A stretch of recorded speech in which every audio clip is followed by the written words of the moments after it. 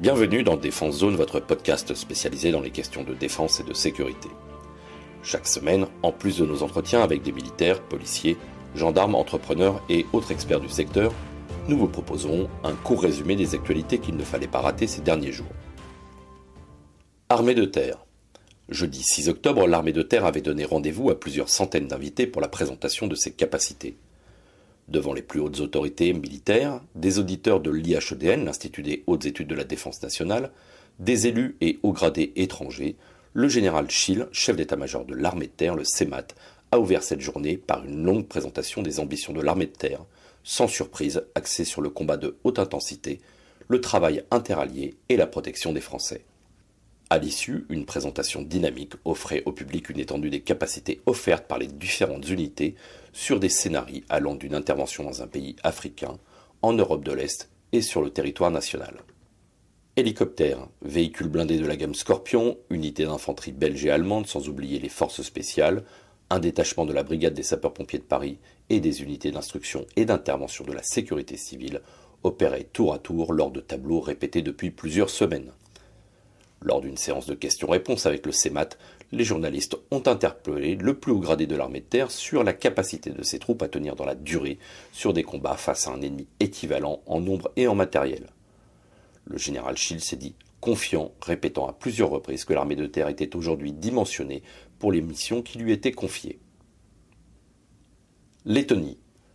Nous en parlions déjà dans nos brèves il y a quelques mois, c'est désormais officiel, le service national en Lettonie sera de nouveau effectif dès janvier 2023.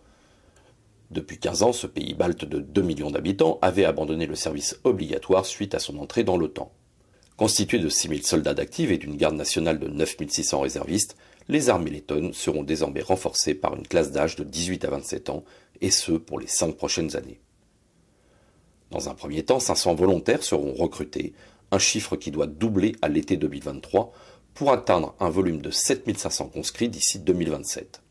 Si les premiers quotas de volontaires ne sont pas atteints, le secrétaire d'État à la Défense, Janice Garrison, envisage un système de loterie. Les femmes, quant à elles, ne seront recrutées que sur la base du volontariat. En jeu aussi, toujours selon Janice Garrison, interviewée il y a quelques jours par nos confrères d'Ouest France, une capacité à réagir rapidement en cas de guerre, assurer une résilience psychologique et renforcer la cohésion nationale. Pour rappel, le pays fut occupé pendant près de 50 ans par la Russie, laissant derrière elle près d'un tiers de la population russophone. Burkina Faso.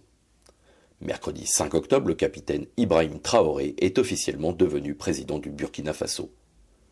Une déclaration intitulée « Acte fondamental » précise que, je cite, « Le président du mouvement patriotique pour la sauvegarde et la restauration, le MPSR, assure désormais les fonctions de chef de l'État, chef suprême des forces armées nationales, en attendant l'adoption d'une charte de la transition. » Ce coup d'État, le deuxième en 8 mois, a permis de renverser le lieutenant-colonel Paul-Henri Sandaogo Damiba, lui-même arrivé par la force au pouvoir en janvier 2022, après un putsch visant le président élu Roch-Marc Christian Kaboré.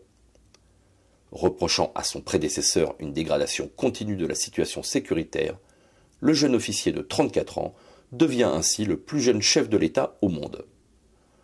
Le coup d'État a eu lieu dans la nuit du 30 septembre après de violents affrontements dans le quartier présidentiel.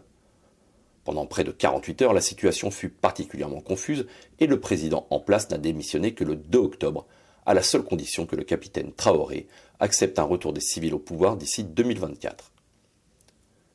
Les multiples changements au pouvoir, un niveau de vie qui place le Burkina Faso parmi les pays les plus pauvres du monde et un retour en force des groupes armés terroristes, notamment à la frontière malienne et nigérienne, donnent une idée de la tâche qui attend le jeune chef d'État. Cependant, ce dernier a reçu le soutien de la CEDEAO, la communauté économique des États d'Afrique de l'Ouest, en visite à Ouagadougou le 4 octobre. La délégation, par la voix d'un de ses membres, l'ancien président nigérien Mamadou Issoufou, s'est dite confiante. Au même moment, plusieurs dizaines de personnes manifestaient leur hostilité à cette visite, brandissant notamment des pancartes anti-françaises et pour un rapprochement avec la Russie. Europe. Le 11 avril dernier, l'Union européenne avait acté la fin de sa mission de formation au Mali, le UTM Mali, pour European Union Training Mission, lancée officiellement le 18 février 2013. Depuis quelques jours, plusieurs photos montrent le transit par Dakar des véhicules de la Force Protection Unit, avant un probable retour vers un pays européen. La mission de l'Union devrait désormais se reporter sur son sol et plus précisément en Pologne.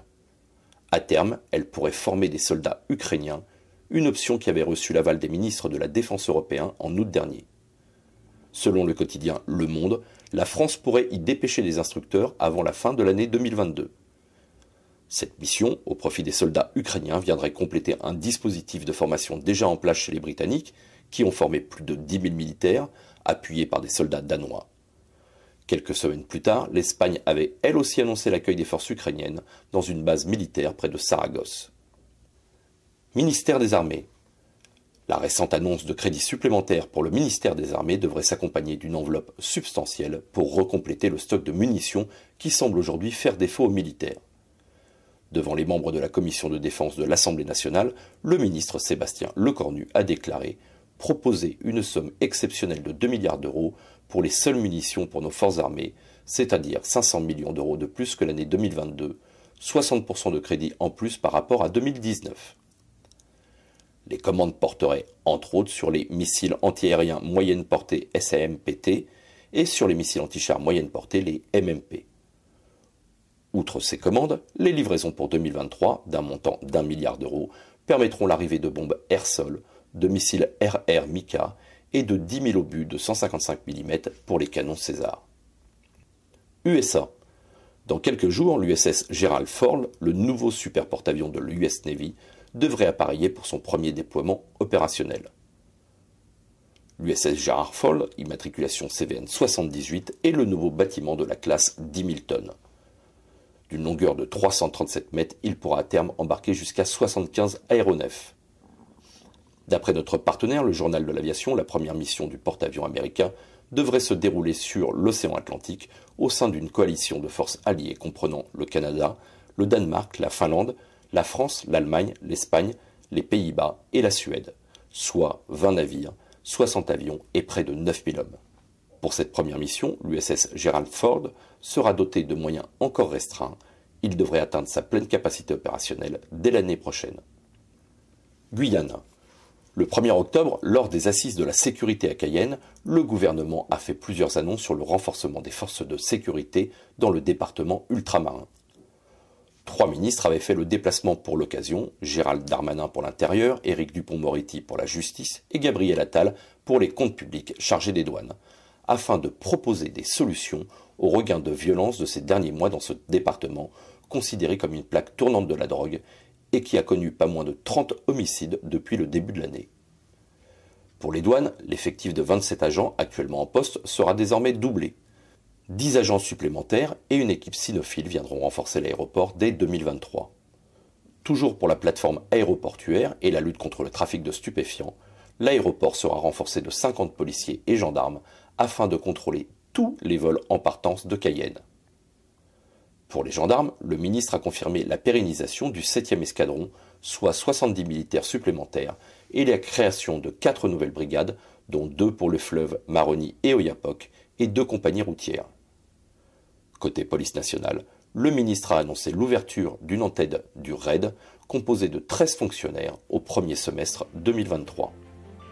Voilà pour l'essentiel de l'actualité cette semaine. Pour en savoir davantage sur cet univers et pour découvrir tous nos articles et reportages, rendez-vous sur notre site internet défense-zone.com. Pour plus de brefs, d'articles de fond et de photos, nous éditons également tous les 3 mois un magazine papier que vous pouvez recevoir en étant abonné à notre espace premium. Il vous permettra aussi d'avoir accès à des contenus exclusifs sur nos différents supports. Vous trouverez tous les liens nécessaires dans la description de cet épisode. En attendant, nous vous souhaitons une bonne journée et nous vous donnons rendez-vous la semaine prochaine pour un nouveau résumé de l'actualité des forces de défense et de sécurité.